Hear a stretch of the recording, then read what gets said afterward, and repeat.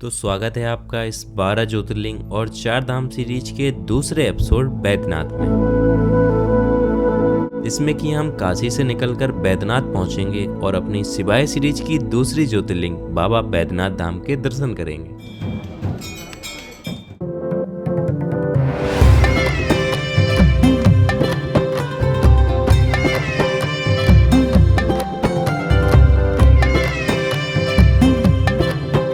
तो मैं रात में बनारस स्टेशन से ट्रेन में बैठा और सुबह करीब 6 बजे पहुंच गया जसीडीह जंक्शन।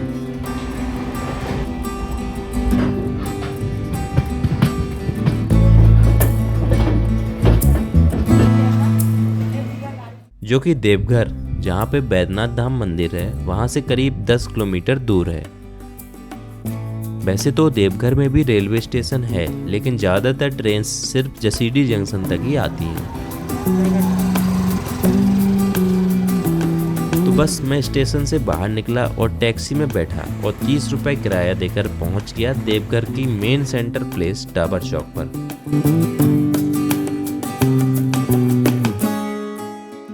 और यहीं पास में ही एक स्टे देखकर वहीं पर रुक गया। रूम चेक करो, ये रूम मिला है 500 रुपए का, सिंगल बेड, एकदम छोटा सा। ये वॉशरूम है, ठीक है, सिंगल के हिसाब से तो सही है। 500 रुपए में और क्या ही मिलेगा। चलो अब थोड़ा रेस्ट करते हैं, उसके बाद मंदिर जाएंगे 12 बजे के टाइम पे। नींद पूरी करते हैं अपनी, मिलते हैं आपसे मंदिर के टाइम।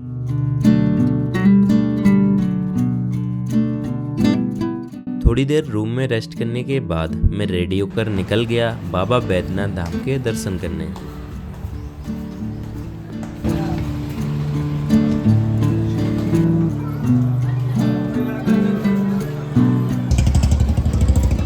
मंदिर से करीब 100 मीटर दूर है ये एंट्री। यहाँ से एंट्री होगी, फिर ओवरब्रिज से होते होते होते होते पहुँचेंगे। ये यहाँ की एंट्री है मंदिर के लिए। पूरा ओवरब्रिज बनाया हुआ है गलियों के ऊपर ऊपर मंदिर तक। साथ ले लिया है, चलते हैं मंदिर।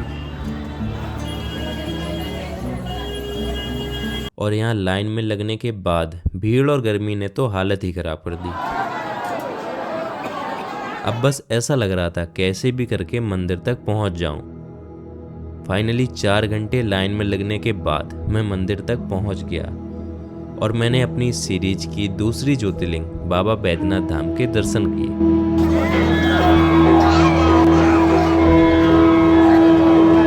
सभी 12 ज्योतिर्लिंग में से सिर्फ बैद्यनाथ ही वो जगह है जहां पर आप ज्योतिर्लिंग और शक्तिपीठ दोनों के एक साथ एक जगह पर दर्शन कर सकते हैं।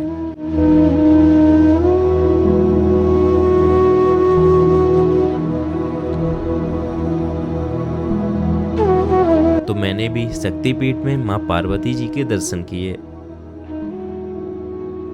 और यहीं बैठकर इन दोनों मंदिरों में बंधे इन लाल धागों को देखने लगा।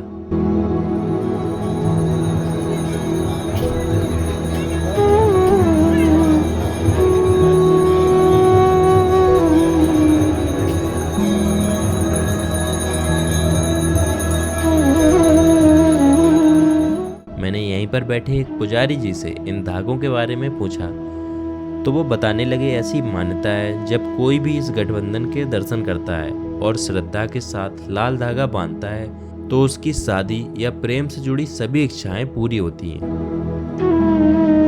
पुजारी जी से मैंने इस ज्योतिर्लिंग के बारे में भी जानना चाहा तो उन्होंने बताया कि रावण ने भगवान शिव को प्रसन्न करने के लिए हिमालय में घोर तपस्या की और शिव जी को प्रसन्न करने के लिए अपने 9 सिर अग्नि में समर्पित कर दिए। और जब वह 10वां सिर काटने लगा तो शिव जी ने इस ज्योतिर्लिंग के रूप में प्रकट होकर रावण को वरदान दिया और वैद्य के रूप में प्रकट होकर यहीं बैद्यनाथ में स्थापित हो गए।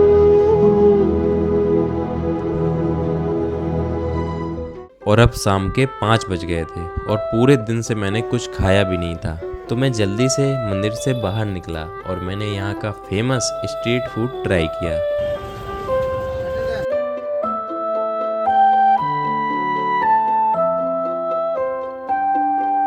जो कि मुझे काफ़ी टेस्टी लगा। और अब टाइम हो गया था शाम की आरती में शामिल होने का।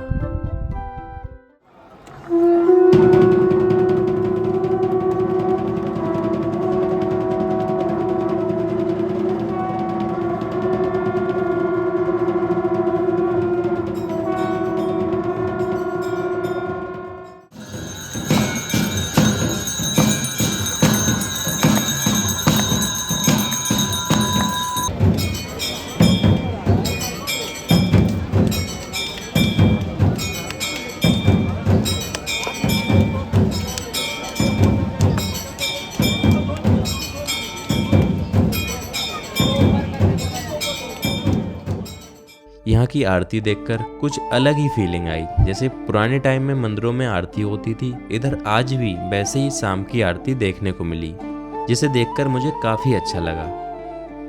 आरती देखने के बाद मैं कुछ देर यहाँ आराम से बैठा और यहाँ इतनी भीड़ में भी मुझे काफ़ी शांत महसूस हो रहा था।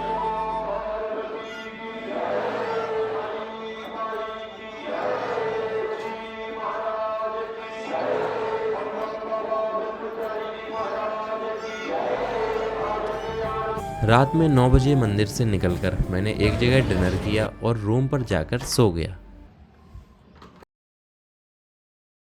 हेलो जी, गुड मॉर्निंग। अभी टाइम हो रहा है 9:30। वैसे तो जल्दी निकलना था, लेकिन जल्दी का अपना कोई सिस्टम है नहीं, जल्दी उठ ही नहीं पाते हैं। तो अभी निकलेंगे हम त्रिकुट पर्वत के लिए, और अभी कुछ खाया पिया भी नहीं है, तो रास्ते में कुछ खाएंगे, उसके बाद निकलेंगे त्रिकुट पर्वत के लिए। 15-20 किलोमीटर दूर है, तो जल्दी पहुंच जाएंगे। और हमें जल्दी वापस भी आना है, क्योंकि शाम को ट्रेन है यहाँ से 6 बजे पुरी के लिए। और सबसे बड़ी प्रॉब्लम जो है वो है कि टिकट हमारी कंफर्म नहीं हुई है, जनरल में जाना पड़ेगा, जो कि बिल्कुल आसान नहीं है, क्योंकि 12-13 घंटे लगेंगे पुरी पहुंचने में। तो देखते हैं क्या होता है आज, कहाँ जगह मिलेगी नहीं मिलेगी, या खड़े होकर जाना पड़ेगा, देखते हैं। और दूसरी प्रॉब्लम क्या हुई है, जो माइक था ना मेरा, वो भी ख़राब हो गया है। जो सेकंड माइक लाए थे, ये वाला डिजिटेक का, ये यूज कर रहे हैं। देखो ये कब तक चलता है, वो वाला तो उसकी तो निकल गई हवा। तो चलिए रूम से निकलते हैं, बैग एक सब पैक करके रखा है, जैसे कि वहाँ से वापस आए तुरंत तो बैग लेके निकल लें, बाद में सामान ना लगाना पड़े। बैग रेडी है, बस यहाँ से निकलना है, कुछ खाएंगे और फिर आज पूरा दिन घूमेंगे। शाम को 4 बजे तक रूम पे वापस आ जाएंगे, फिर 4 बजे यहाँ से स्टेशन के लिए निकल जाएंगे, क्योंकि 6 बजे ट्रेन है। और वो ट्रेन छूट गई ना तो फिर कोई ट्रेन नहीं है, फिर कल सीधा शाम को ट्रेन है, फिर आगे का पूरा प्लान गड़बड़ हो जाएगा। तो चलिए निकलते हैं रूम से, मिलते हैं आपको रास्ते में। अगली सुबह मैं रेडी होकर रूम से निकल गया और बाहर जाकर नाश्ता किया।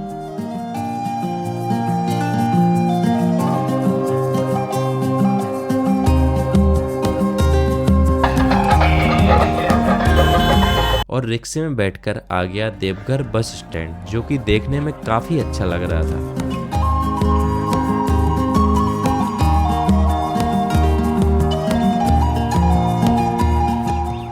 1 घंटे गर्मी में वेट करने के बाद फाइनली बस आ गई और 2 घंटे बस में सफ़र करने के बाद मैं पहुंच गया बासुकीनाथ मंदिर।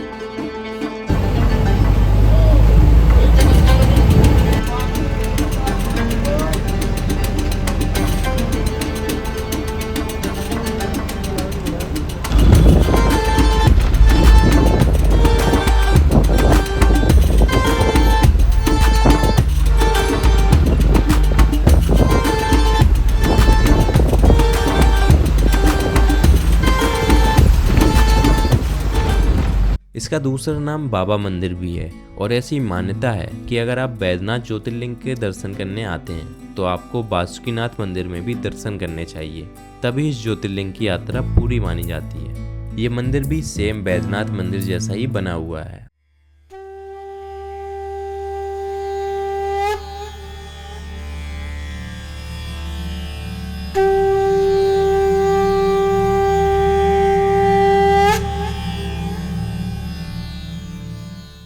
और यहाँ पर मुझे एक पंडित जी मिल गए जिन्होंने मुझे मंदिर में अच्छे से दर्शन कराए और इस मंदिर की मान्यता के बारे में भी बताया।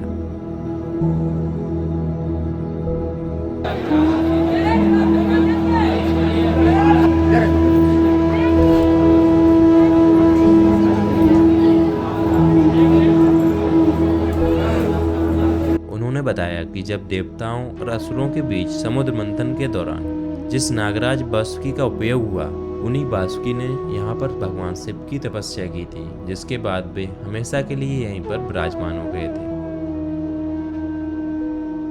क्योंकि यहाँ गर्मी काफ़ी ज़्यादा थी तो थोड़ी देर बैठने के बाद मैं यहाँ से बाहर निकलने लगा।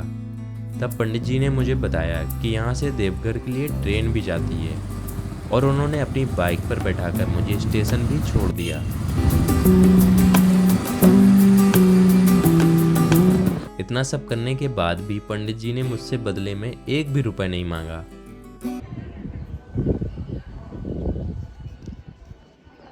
बस से लग जाता टाइम 2-2.5 घंटे, इसलिए आ गए स्टेशन पर और पंडित जी छोड़ गए स्टेशन पर ही। 10 रुपये का टिकट है। अभी ट्रेन आने वाली है 2:20 पे, आधे घंटे में पहुंच जाएंगे। बस से पहुंचते 4-4:30 बजे, तो यहाँ 3 बजे पहुंच जाएंगे। चलिए ट्रेन आने का वेट करते हैं, फिर मिलते हैं आपसे। तो मैंने यहाँ से 10 रुपए की ट्रेन की टिकट ली और ट्रेन में बैठकर बस थोड़ी देर में पहुँच गया देवघर।